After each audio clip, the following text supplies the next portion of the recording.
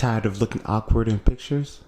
Let a man about style teach you how to be more photogenic. What's up, guys? This is Richard from A Man About Style, and today we're going to teach you how to be more photogenic. Being photogenic is not some mysterious art form, it's a science.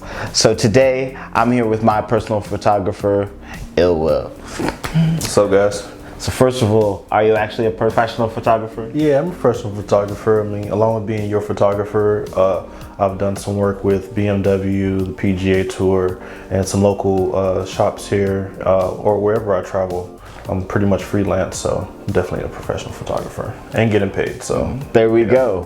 What is the number one ingredient to looking good on camera? I think the number one ingredient is being confident. You have to have confidence if you're a model. You can't doubt yourself. You have to get in there and know what you're doing, or at least act like you know what you're doing, and you can't do that without confidence. But I think that's basically the main ingredient for having wonderful professional photos that everybody's gonna like.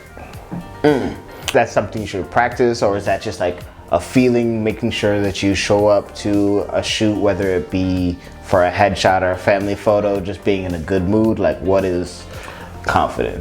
Confidence is just, it can come from a variety of things. If you've done your research and you've done your homework on your poses, you know what pose you like, what side of your face you like, knowing the area that you're going to be shooting in. Maybe just going to Pinterest and just seeing like what other professional models who have been doing it, what they're doing in that same environment. It's not like really stealing, it's just learning.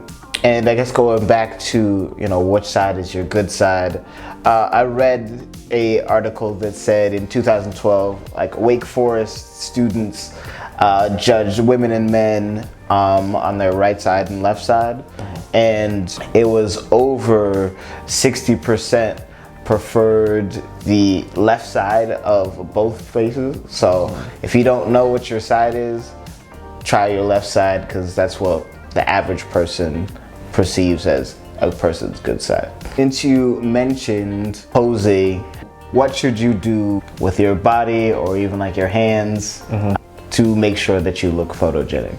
Oh, to make sure you look photogenic, I think the rule of thumb is creating angles. So with your hands, you never want them straight by your side like a robot. You want to create like a triangle. I know the classic like hand on your hip, and you create like a little triangle right here with your body. Right. Always having some type of triangle, like even when men were doing the straightening your tie pose, you're creating triangles throughout your whole body. Right. So just like here, like you're creating this triangle, and is also looking at his features with his hands, and sometimes it actually helps if you do it again. Yeah. It straightens out the coat and actually makes it look more tailored. So you're pulling the coat or whatever you're wearing towards your body, and it just looks a lot better. It looks a lot cleaner. So those are the things I would do about posing. Just never straight up and down stick figure. You never want that. It's never that good. Speaking of posing, I know smiling can be awkward for some people in photos. Yeah. What would you say would be a good tip in how to smile or just show teeth? Should we not show teeth? What is your opinion? Maybe for like professional headshots, real estate agents, for something that you want people to actually be drawn towards you and be amiable, I think that's when smiling is probably required.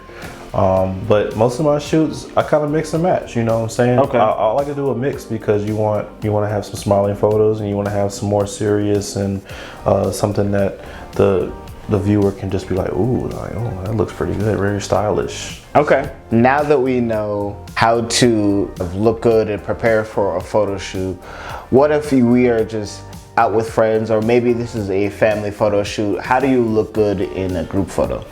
In a group photo, you basically don't want to be too close or too far from the camera. You kind of want everybody in the same I guess grouping. You don't want somebody in the front and then people in the back, unless that's just the style you're looking for, maybe to accentuate an outfit or something that the person in the foreground has. Yeah. But for group photos, you want to stay kind of like a medium range away from the camera, and you want the camera actually a little bit above your eye line. Okay.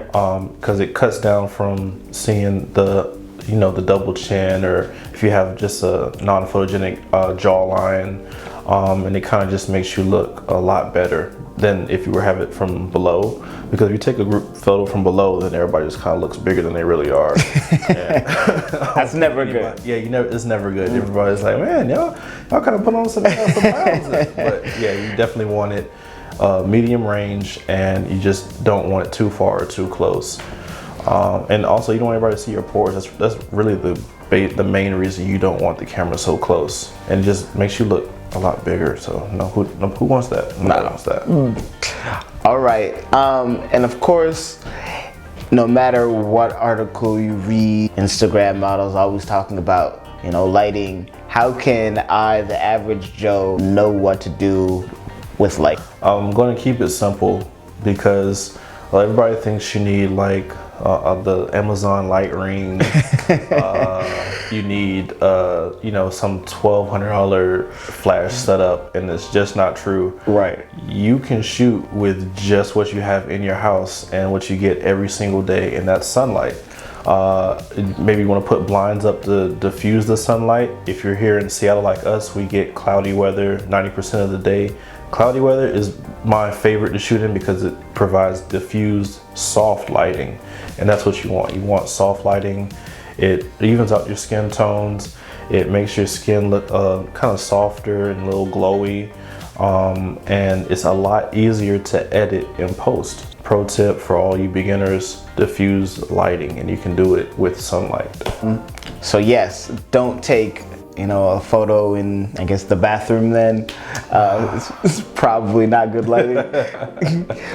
But now that I got that figured out, do you have any other tips and tricks, like for the blinker or the person who wants to hide like a double chin? What are kind of those things? For a double chin, you just want to kind of keep your head always at an upward angle and kind of tilt it at the camera, you know, left and right. Play in the mirror and see which one is better for you. We're saying practice in the mirror, but you really, like, I'm gonna bang on that the whole video. You need to practice in the mirror. Because I've heard if you tend to blink in photos, that you should close your eyes and then open them. Yeah, so the thing is, you have to basically anticipate when the click or the shutter from the camera is gonna go.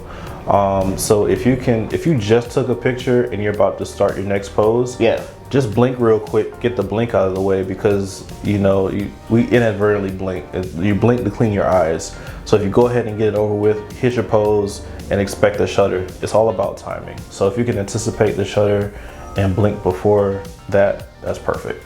With that, I think we've given you enough tools to look good in any picture, no matter what the setting is. Just make sure to practice in the mirror and prepare before any photo shoot, whether that be with, you know, your clothing or just getting yourself in that state of mind. So make sure to follow Ill Will on all of his platforms for more photographer insights, and I'll catch you in the next video.